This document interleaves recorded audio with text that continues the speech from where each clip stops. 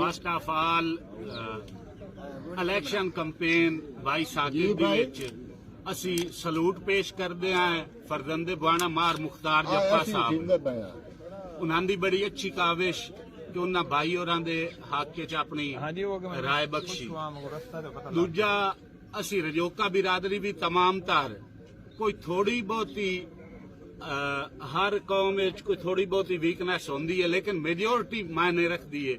असी तकरीबन 80% रजोका कौम भी भाई दे नाल शमूलियत है साडी अगे तो ही।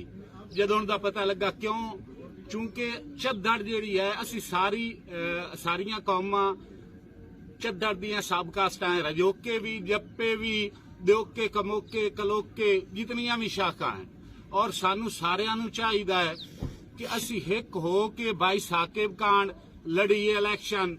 और भाई साकिब दा कल्ला इलेक्शन नहीं, सानू समझना चाहिदा कि झद्दड़ां दा इलेक्शन है और सारियां नू इंशाल्लाह सारे असी भाई अगर दां दोस्तां नू अप्रोच करिए तो इंशाल्लाह साडा इलेक्शन असी विनिंग कैंडीडेट है।